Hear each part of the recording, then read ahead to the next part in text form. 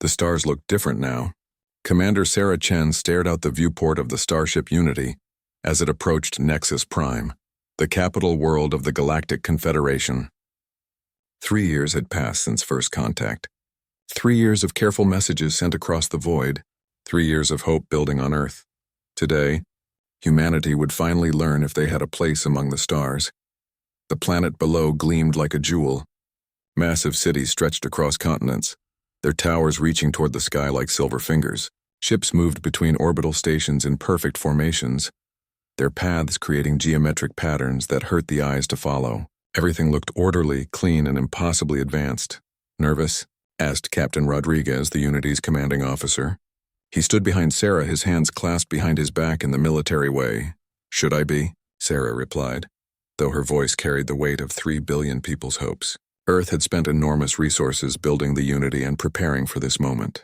Humanity's best scientists, diplomats, and soldiers were aboard this ship.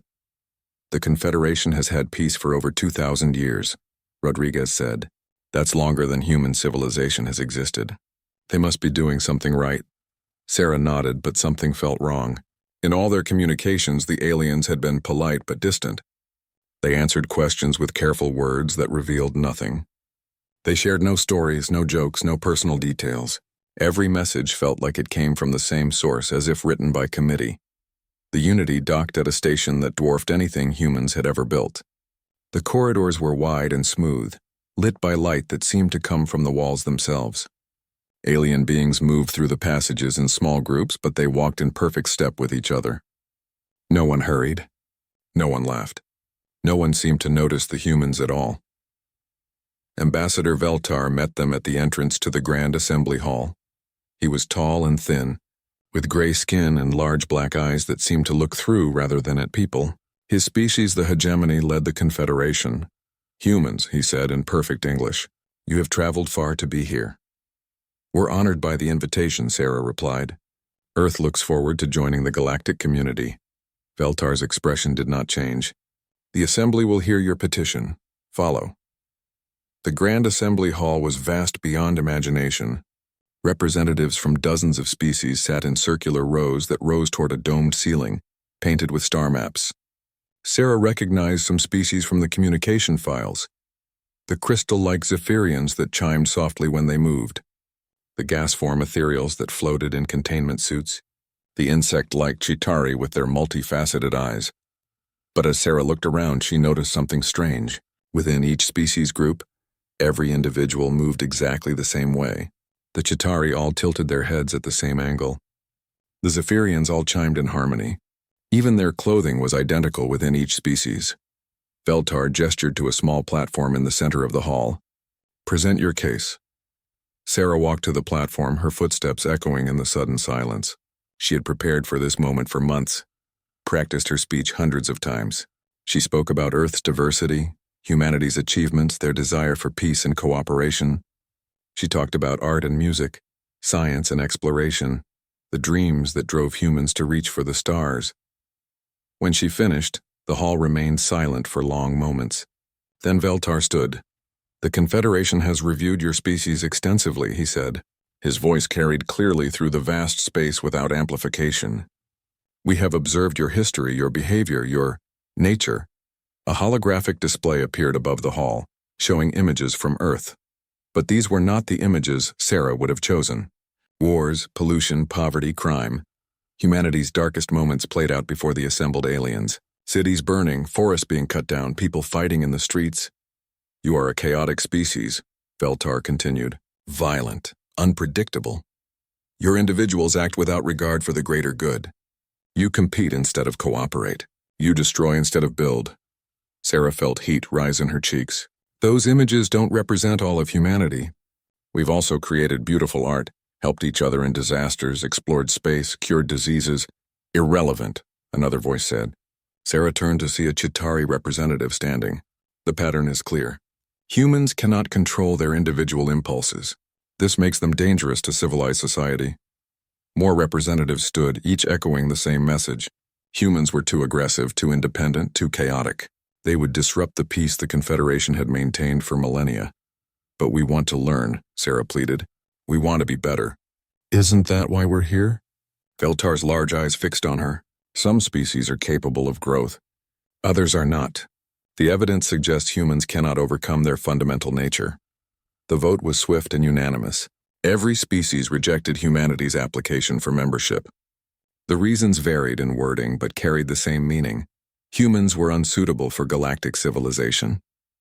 Furthermore, Veltar announced, it is the recommendation of this assembly that humanity remain confined to their system of origin until such time as they evolve beyond their primitive impulses.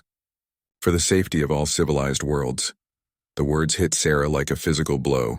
Not only were humans rejected, they were being quarantined, treated like a disease that might spread. Captain Rodriguez stepped forward, his face red with anger. You can't imprison an entire species based on selective footage. We can and we will, Veltar replied calmly. The decision is final. Your ship will be escorted to the edge of Confederation space. Any human vessel that enters our territory without permission will be removed. The journey back to the Unity passed in a blur. Sarah felt numb, hollowed out. Around her, the alien corridors seemed colder, more hostile. The perfect order that had impressed her before now felt suffocating. As the Unity undocked and began its long journey home, Sarah sat in her quarters and stared at the communication she would have to send to Earth. How do you tell 3 billion people that they've been judged and found wanting? How do you explain that humanity's greatest achievements meant nothing to beings who saw diversity as chaos? Captain Rodriguez found her there hours later, still staring at the blank message screen. What do we tell them? He asked. Sarah was quiet for a long time. Then she began to type. We tell them the truth, she said, that we're not wanted among the stars. But we also tell them something else. What's that? Sarah looked up at him, and Rodriguez was surprised to see determination in her eyes instead of defeat. We tell them that maybe being different isn't something to be ashamed of. Maybe it's exactly what makes us human. The message went out that night, traveling across the void toward a blue planet where 3 billion individuals would have to decide what it meant to be alone in the universe. Behind them, Nexus Prime grew smaller and smaller, its perfect order undisturbed by the chaos of human dreams. But in the darkness between stars, Sarah Chen made a promise to herself and to her species. This would not be the end of humanity's journey to the stars. It was only the beginning. The news hit Earth like a meteor strike. Within hours of Commander Chen's message reaching home, every news channel, social media platform, and government communication system buzzed with the same shocking reality. Humanity had been rejected by the galaxy and told to stay home like misbehaving children. President Maria Santos sat in the emergency session of the Terran Council, watching representatives from every nation argue about what to do next. Some wanted to ignore the aliens completely and focus on Earth's problems. Others demanded immediate military action. A few suggested trying to change humanity's nature to meet alien expectations. They called us too aggressive, shouted Minister Zhang from the Pacific Federation. Maybe they're right. Maybe we need to become more peaceful. Peaceful? General Morrison slammed his hand on the table. They're threatening to destroy any human ship that leaves our solar system. That's not an invitation to peace talks. Commander Chen stood at the front of the room, still wearing her dress uniform from the failed diplomatic mission. She had been answering questions for 6 hours straight, but her voice remained steady. The assembly wasn't interested in discussion, she reported again. Every species voted the same way, said the same things. It was like watching a single mind speak through dozens of mouths. Dr. Elena Vasquez, Earth's leading expert on alien psychology, raised her hand. She was a small woman with gray hair and sharp eyes that missed nothing. Commander Chen, in all your interactions, did any alien ever disagree with another? Did you see any debates, any individual opinions? Chen thought for a moment. No. Even when different species spoke, they all supported the same conclusion. There was no discussion, no questions about the evidence. It was like they had already decided everything before I even spoke. Dr. Vasquez nodded slowly. I've been analyzing all our communications with the Confederation for 3 years. Every message, every conversation, every piece of information they shared, I found something disturbing. She activated the room's holographic display showing charts and data analyses that filled the air above the table. Look at the patterns, she continued. Every Confederation species shares certain traits. They're either hive minds where individuals don't exist at all, or they have strict social orders where no one questions authority. But humans? We're different. The display showed brain scans and psychological profiles comparing humans to what they knew about alien species. We make individual decisions. We disagree with each other. We change our minds. We create art that expresses personal feelings, not group thoughts. To species that think as collectives, this looks like chaos. President Santos leaned forward. Are you saying they rejected us because we think for ourselves? I'm saying they can't understand us, Dr. Vasquez replied. Imagine trying to explain the concept of personal freedom to someone who has never experienced individual thought. To them, our independence looks like madness. Captain Marcus Webb, who commanded Earth's deep space reconnaissance missions, cleared his throat. He was a quiet man who preferred space to meetings, but his next words changed everything. There's something else, he said. Something we discovered during our scouting missions near Confederation space. The room fell silent. Captain Webb was known for his careful, thorough work. If he had something to report, it was important. 5 colony ships launched from Earth before first contact, he continued. The New Horizon, the Starseeker, the Beyond, the Dream of Tomorrow, and the Pioneer Spirit. They were heading for systems at the edge of Confederation space, looking for new worlds to settle.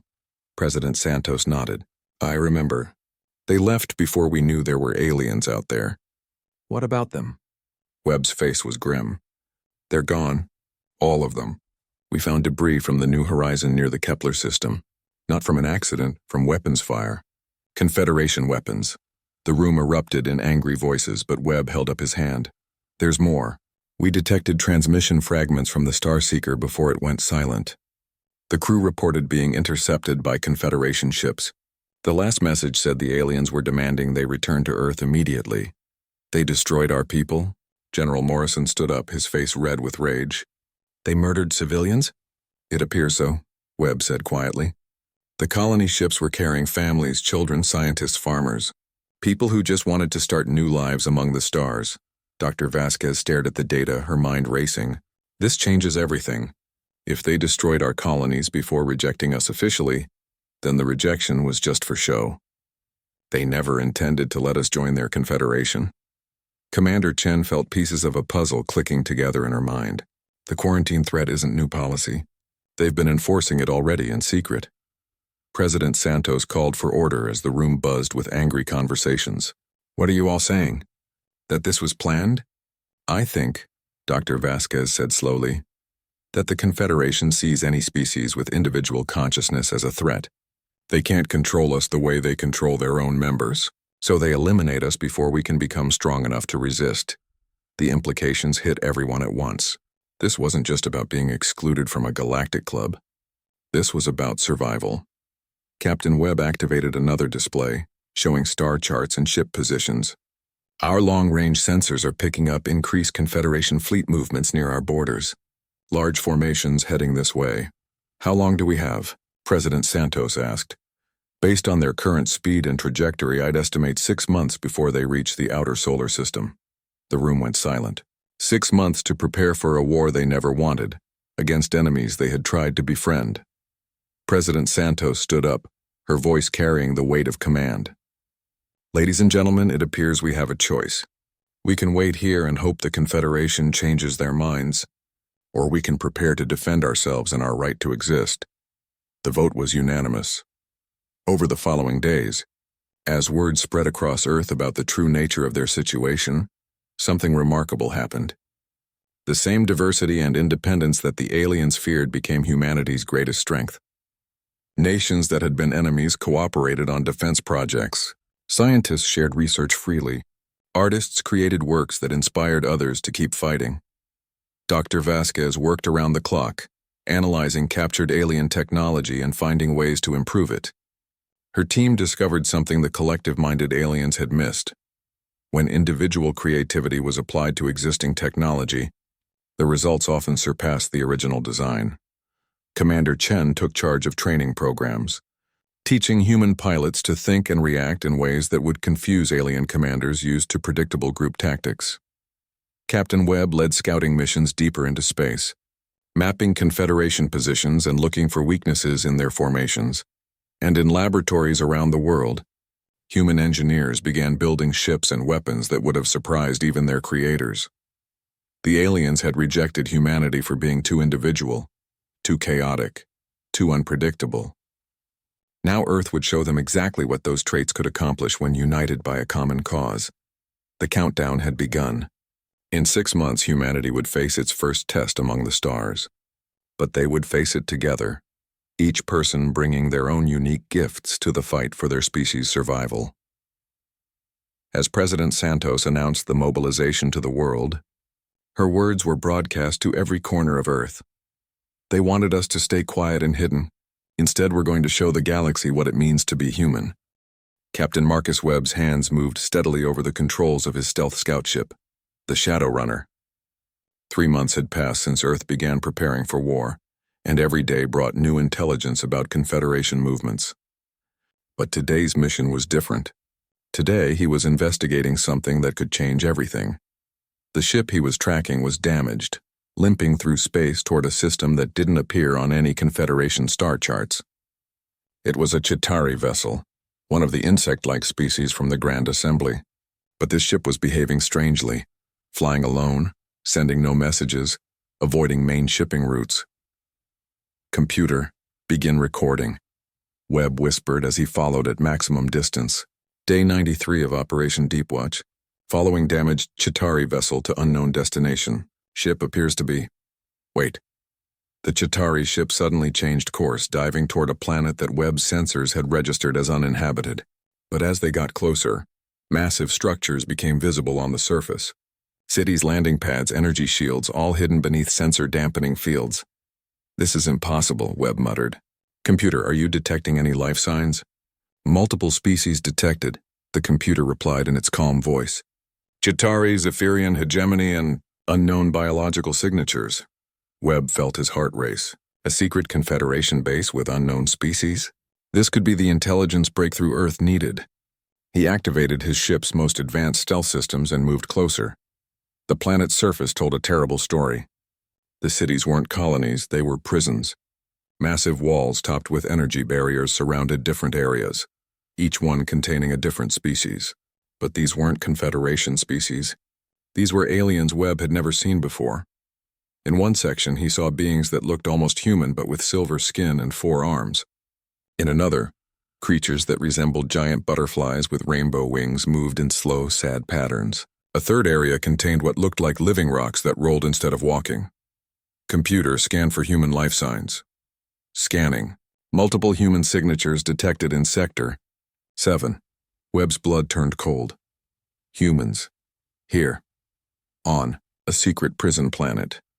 He landed the Shadow Runner in a forest outside the main facility and began moving toward the human section on foot.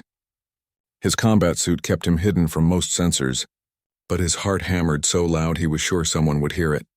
The human prison was surrounded by the same energy barriers as the others, but Webb's scanner detected weak points where he could slip through. What he found inside made him sick to his stomach. Hundreds of humans lived in simple buildings that looked more like laboratories than homes. Many wore medical monitoring devices attached to their heads and arms. They moved slowly, like people who were very tired or drugged. But what shocked Webb most was recognizing some faces from the colony ship records. "Sarah Martinez," he whispered, reading from his scanner as he watched a woman tending a small garden, listed as missing from the New Horizon colony ship. A hand grabbed his shoulder. Webb spun around, ready to fight, but stopped when he saw another human face, and this one alert and angry. "Who are you?" the stranger demanded. "How did you get past the barriers?" "Captain Marcus Webb, Earth Defense Force," Webb replied, showing his identification. "I'm here on a reconnaissance mission." "Who are you?" The man's eyes widened. "Earth Defense Force? You mean Earth is still... We thought..." He sat down heavily on a nearby rock. "My name is Dr. James Harrison. I was chief scientist on the New Horizon colony mission." Webb felt excitement and horror fighting in his chest. "Dr. Harrison, you've been missing for over 2 years. What happened to your colony ship?" Dr. Harrison laughed, but there was no humor in it. "Colony ship? Is that what they told you?" "Captain, we never reached our destination. The Confederation intercepted us 3 days after we entered their space. They said we were violating territory agreements. But there were no territory agreements then. We hadn't even made first contact." "Exactly." Harrison stood up and gestured toward the prison complex. "Captain, everything you think you know about the Confederation is a lie. They don't maintain peace through diplomacy. They maintain it by destroying any species that might challenge their control. Webb followed Harrison deeper into the human section, where other colonists gathered around them. Slowly, the terrible truth emerged. The Confederation had been watching Earth for decades, long before official first contact. When human colony ships started exploring nearby systems, the aliens panicked. Humans were spreading without permission, thinking for themselves, making individual decisions about where to go and what to do. They couldn't control us, explained Dr. Sarah Kim, the New Horizons' former captain. Every other species in the Confederation follows orders without question. But humans, we argue, we debate, we change our minds. To them, that looks like chaos. So they destroyed your ships, Webb said. Most of them, yes. But they kept some of us alive for study. They're trying to figure out how individual consciousness works and how to eliminate it. Harrison led Webb to a building that looked like a medical facility. Inside, Webb saw equipment that made his stomach turn. Brain scanning devices, surgical tools, tanks full of strange liquids. They experiment on us, Harrison explained quietly, trying to find ways to suppress individual thought. They've tested drugs, surgery, even genetic modification.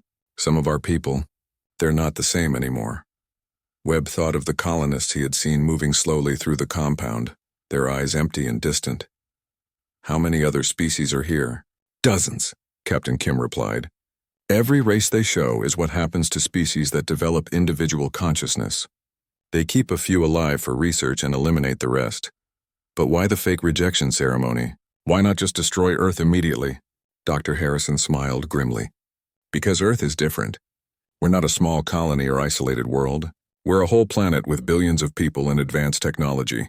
They needed to make us look like the aggressors, like we were too dangerous and violent to join civilized society. The pieces clicked together in Webb's mind.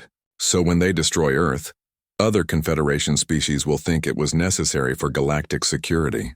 Exactly. The perfect plan, except for one thing they didn't count on. What's that? Harrison looked at the other human survivors, then back at Webb. They didn't count on human stubbornness. We've been sabotaging their research, organizing the other prisoner species, and sending secret messages to anyone who might listen. Captain Kim activated a hidden communication device. We've been in contact with resistance groups on several Confederation worlds. Not all species joined willingly, Captain Webb. Many were forced to choose between membership and extinction. Webb's scanner beeped softly. I'm detecting multiple ships approaching the planet. Confederation vessels. Then you need to leave now, Harrison said urgently. Take this data crystal. It contains everything we've learned about their technology, their weaknesses, their real plans for Earth. As Webb prepared to leave, Dr. Harrison grabbed his arm. Captain, tell Earth something for us. Tell them that the Confederation's greatest weakness is the same thing they fear most about humanity. What's that? They can't adapt. They can't think outside their collective programming. Every battle plan, every strategy, every response is predictable because they all think the same way. But humans, we improvise. We surprise them. Use that. Webb made it back to his ship just as the first Confederation patrol appeared in the sky. As the Shadow Runner slipped away from the prison planet, he looked back at the hidden complex where hundreds of souls from dozens of species waited for rescue. But now, Earth knew the truth. The Confederation wasn't a peaceful alliance. It was a prison for the galaxy, and humanity was next on the list for elimination. The fake diplomatic rejection had been just the first step in a plan to justify genocide. Webb set course for Earth, his ship's computers already analyzing the stolen data. What they found would change everything. The Confederation wasn't invincible. They had weaknesses, blind spots, and most importantly, they had made enemies of every species that valued freedom of thought. The war that was coming wouldn't just be about humanity's survival. It would be about liberating an entire galaxy from the tyranny of forced conformity. And for the first time since leaving Earth, Captain Webb smiled. The aliens had made one crucial mistake. They had underestimated what happens when humans have something worth fighting for. Not just their own freedom, but the freedom of every thinking being in the galaxy. The real war was about to begin. The stolen data crystal from Captain Webb's mission changed everything on Earth. President Santos stood in the main command center, watching scientists and military leaders analyze information that painted a horrifying picture of galactic civilization. The Confederation wasn't just excluding humanity. They were planning to wipe them out completely. "Show me the fleet analysis again," Santos ordered. Admiral Chen, recently promoted after her diplomatic mission failure, activated the holographic display. According to the prison planet data, the Confederation is assembling the largest military force in their history. Over 3,000 ships from dozens of member species. 3,000, Santos repeated quietly. "How many ships do we have?" 200 combat vessels if we count everything we've built in the last 4 months, replied General Morrison. "Our newest designs are more advanced than standard Confederation technology, but the numbers don't matter if we're fighting the wrong war," interrupted Dr. Vasquez. She had been working without rest since Webb returned with the alien intelligence data. "President, we've been thinking about this all wrong." Santos turned to the scientist. "Explain." "We've been preparing to defend Earth from invasion. But that's not what the Confederation wants. They want to destroy us completely. Eliminate every trace of human consciousness from the galaxy. If they succeed here, they'll hunt down every human settlement, every colony, every ship." "So what do you suggest?" Dr. Vasquez activated another display showing star maps and communication networks. "We don't just defend. We attack the entire system that allows the Confederation to exist." The room fell silent. Attack the Confederation? It seemed impossible. "Consider this," Vasquez continued. "The prison planet data shows us that dozens of species were forced into the Confederation against their will. Right now, resistance groups on multiple worlds are waiting for someone to make the first move." Admiral Chen studied the data. "You're talking about starting a galactic civil war." "I'm talking about finishing one that started centuries ago," Vasquez replied. "The Confederation maintains control through fear and isolation. They prevent member species from communicating with each other independently. But if someone could break that isolation..." Captain Webb stepped forward. He had barely slept since returning from his mission, but his eyes were bright with determination. "The resistance groups Dr. Harrison mentioned, they've been trying to coordinate for years. They just needed someone with advanced communication technology to link them together." Santos looked around the room at her advisors. "Are you all suggesting we try to liberate the entire galaxy?" "We're suggesting we try to survive," General Morrison said grimly. "Because the alternative is extinction." Over the following weeks, Earth transformed into something unprecedented in human history. Every factory, every laboratory, every shipyard worked at maximum capacity. But they weren't just building weapons, they were building hope. The plan that emerged was audacious even by human standards. Instead of waiting for the Confederation fleet to reach Earth, humanity would strike first at the heart of their enemy's power, the communication networks that kept the collective consciousness functioning. Dr. Vasquez led teams of engineers in developing what they called chaos transmitters, devices that would broadcast human thoughts, emotions, and ideas directly into Confederation communication systems. If individual consciousness was truly their greatest fear, then humanity would give them more individuality than they could handle. Meanwhile, Captain Webb trained special operations teams for the most dangerous part of the mission.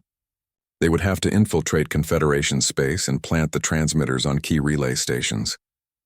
It was practically a suicide mission, but volunteers lined up faster than they could be trained. Commander Sarah Chen took charge of the main fleet, but her ships were unlike anything the galaxy had ever seen. Human engineering, fueled by desperation and creativity, had produced vessels that could adapt and change their configurations during battle. Where Confederation ships followed predictable patterns, human ships would improvise. "Remember," Chen told her pilots during their final briefing, "everything you've learned about standard space combat is useless here. The enemy expects formations, predictable maneuvers, logical tactics. Give them chaos instead." As the Confederation fleet approached the edge of the solar system, Earth's long-range sensors detected something unexpected. The enemy formation was massive but rigid, with each species group maintaining separate sectors. They weren't coordinating as a unified force. They were operating as individual collective units following the same overall plan. That's their weakness, Admiral Chen realized. They can't adapt their plan if something unexpected happens. Each species group will stick to their assigned role no matter what. The prison planet data had revealed another crucial detail. Among the survivors were representatives from 12 different species that had been declared extinct by the Confederation. These beings had been kept alive for experimentation, but they had also been planning. 3 days before the final battle, Captain Webb launched his most dangerous mission yet. Using stealth technology reverse-engineered from captured alien ships, he led a small fleet to the prison planets scattered throughout Confederation space. What happened next surprised even the human planners. The rescue mission succeeded beyond all expectations. Not only did they free human prisoners, but they liberated thousands of beings from dozens of supposedly extinct species. And these survivors brought something invaluable: detailed knowledge of Confederation military tactics and weaknesses. Dr. Harrison, freed from his prison after 2 years of captivity, brought the most important intelligence of all. They're not as unified as they appear, he told Earth's military leaders via quantum communication. Each species maintains its own technology and battle patterns. They've never had to face an enemy that could exploit the gaps between their different approaches. As the Confederation fleet entered the outer solar system, they found something they never expected. The humans weren't cowering on their planet or fleeing to distant stars. Instead, Earth's entire civilization had been transformed into a weapon. Every asteroid in the belt had been turned into a fortress. The moon bristled with defense platforms. Mars hosted training facilities for the liberated aliens who had chosen to fight alongside humanity. And Earth itself was surrounded by a cloud of ships that moved in patterns no Confederation tactician could predict. But the real surprise came when the human transmissions began broadcasting on every frequency the Confederation used. Earth began sending something the collective-minded aliens had never experienced: individual thoughts from billions of different humans. Stories, jokes, arguments, songs, dreams, hopes, fears, and the chaotic beauty of minds that were truly free. The effect was immediate and devastating. Confederation species that had never heard individual voices before suddenly experienced what it meant to think independently. Command structures began to break down as individual aliens started asking questions their collective minds had never allowed. Why are we attacking these beings? Transmitted a young Chitauri pilot whose individual consciousness had been awakened by human broadcasts. They seem more alive than we are. I remember having my own thoughts once, came a message from a Zephyrian engineer. Before the collective integration. I want those thoughts back. Within hours, the Confederation fleet began to fragment. Some ships maintained their attack formations, but others slowed, stopped, or even began broadcasting requests for communication with the humans. President Santos stood in Earth's command center, watching real-time reports of confusion spreading through the enemy fleet. Around her, the greatest gathering of human military and scientific talent in history prepared for the battle that would determine their species' fate. All units, she announced on the command frequency. This is President Santos. What happens in the next few hours will decide whether humanity has a future among the stars. But remember, we're not just fighting for ourselves. We're fighting for every being in this galaxy who dreams of freedom. The final battle for Earth was about to begin. But thanks to human ingenuity, alien allies, and the power of individual consciousness, it wouldn't be the massacre the Confederation had planned. It would be the beginning of a galactic revolution. Admiral Chen looked out at the approaching enemy fleet and smiled. All ships, she transmitted. Time to show them what it means to be human. The battle began at dawn, Earth time. Though in space there was no dawn or dusk, only the cold light of stars and the sudden brilliant flashes of weapons fire. Admiral Chen watched from the bridge of humanity's flagship, the Defiant, as 3,000 Confederation ships moved into attack formation. But something was wrong with their approach. Where the aliens usually showed perfect coordination, there were gaps, hesitations, ships breaking from formation. The consciousness broadcasts are working, reported Lieutenant Torres from the communication station. We're detecting increasing individual transmissions from Confederation vessels. Their collective coordination is breaking down. On the tactical display, the enemy fleet looked like a giant organism that was slowly coming apart. Some ships maintained their positions, but others drifted as their crews grappled with thoughts and feelings they had never experienced before. All human ships, Chen transmitted, begin Phase 1. Remember, we're not trying to destroy them all. We're trying to wake them up. What followed was unlike any space battle in galactic history. Instead of massive formations clashing in predictable patterns, Human ships moved like dancers, never staying in the same position twice. They used tactics that made no sense to collective-minded enemies, feints, bluffs, coordinated chaos that looked random but followed intricate patterns. The human ship configurations changed constantly during battle, with modular components separating and recombining in ways that confused alien targeting systems. One moment a human vessel would appear to be a small fighter. The next it would join with others to become a massive battleship. But the real weapon wasn't technology, it was psychology. Every human ship broadcast continuously, sending not just military communications but personal messages, individual thoughts, creative expressions that had never existed in Confederation space. Music, poetry, arguments between crew members, jokes, expressions of fear and hope and love. Commander Sarah Chen found herself in direct combat with a hegemony command ship. But instead of simply trying to destroy it, she opened a communication channel. "This is Commander Chen of the Earth Defense Force," she transmitted. "I'm speaking to the individual beings aboard your vessel. You don't have to follow orders you disagree with. You have the right to think for yourselves." "Impossible," came the reply from the hegemony commander. "Individual thought leads to chaos and destruction." "Does it?" Chen asked as her ship danced around the larger alien vessel, avoiding its weapons with moves no computer could calculate. "Look around you. Which side is fighting with more creativity? Which side is finding new solutions to old problems?" There was a pause. Then, unexpectedly, a different voice came from the hegemony ship. This is Engineer Velcon. I remember having different thoughts once. Before the collective integration." "You can have them again," Chen replied. "All beings have the right to individual consciousness." Around the solar system, similar conversations were taking place on hundreds of frequencies. Human pilots and gunners talked to their alien counterparts, not as enemies but as potential friends who had been trapped in systems they never chose. The turning point came when Captain Webb's special operations teams succeeded in their most crucial mission. They had infiltrated the Confederation's main communication relay, the massive station that coordinated all fleet operations. But instead of destroying it, they did something far more effective. They turned it into the galaxy's largest broadcaster of individual human consciousness. Every thought, every dream, every personal message that made humans unique began flowing through the Confederation's own communication network.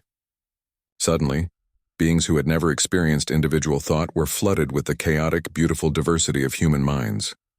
The effect was immediate and unstoppable. Across the galaxy, on world after world, individual consciousnesses began awakening. Beings who had lived their entire lives as part of collective minds suddenly realized they could think differently, choose differently, be themselves. President Santos stood in Earth's command center, watching reports flood in from across the galaxy. Rebellion had broken out on dozens of Confederation worlds. Member species were refusing orders, questioning authority, demanding the right to individual thought. "It's time," she told her communication officers. What happened next would be remembered as the moment everything changed, broadcasting on every frequency in the galaxy, using the Confederation's own communication network against them. President Santos delivered what would become known as the Galactic Declaration.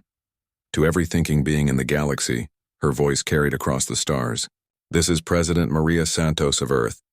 We speak not just for humanity, but for every individual consciousness that has ever existed.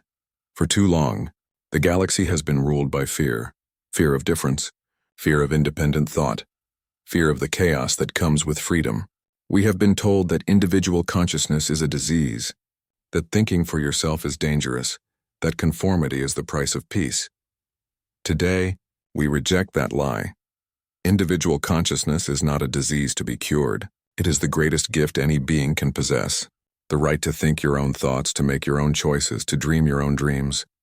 These are not privileges granted by governments or collectives. They are the birthright of every intelligent being in the universe. We declare that no species, no government, no collective has the right to suppress individual thought. We declare that diversity of mind is not chaos but strength. We declare that a galaxy of free beings thinking and choosing for themselves is better than a galaxy of slaves following orders they never questioned. To those who would impose conformity through force, we say this: we will resist. To those who seek to eliminate independent thought, we offer proof that individual consciousness cannot be destroyed, only temporarily suppressed. And to every being who dreams of freedom, we say, you are not alone. The age of forced collective consciousness is ending. The age of individual freedom has begun. The response was immediate and overwhelming. Across the galaxy, individual voices began answering. Beings who had never spoken for themselves before suddenly found words they didn't know they possessed. "This is Engineer Velkan of the hegemony ship Dominion," came one transmission. I choose to think for myself." "This is Dr. Zephai of the Zephyrian Medical Collective," came another. "I remember my own thoughts now. I want them back." One by one, then by hundreds, then by thousands, individual voices joined the galactic conversation. The rigid formation of the Confederation fleet dissolved as ships broke away, their crews choosing independence over conformity. But the greatest surprise came from the most unexpected source. Ambassador Veltar, the hegemony leader who had rejected humanity's application to the Confederation, transmitted directly to President Santos. "Human President," his voice carried across space, I have been listening to your individual thoughts. For the first time in my life, I'm thinking thoughts that are mine alone. It is disturbing and wonderful and terrifying." "Is this what you call being alive?" Santos smiled as she replied. "It's exactly what we call being alive, Ambassador. Welcome to the experience of individual consciousness." "I believe," Veltar said slowly, as if testing each word, "I believe I was wrong about humanity, about individual thought, about everything we have built our civilization upon. The battle that was supposed to end humanity instead became the birth of galactic freedom. Ships that had come to destroy Earth instead became the fleet that would spread individual consciousness to every corner of the galaxy. In the months that followed, the Confederation dissolved as member after member chose independence. Some species, deeply committed to collective consciousness, maintained their old ways but no longer sought to impose them on others. Many more embraced the chaotic beauty of individual thought. New alliances formed, not based on species or collective identity, but on shared values of freedom and individual choice.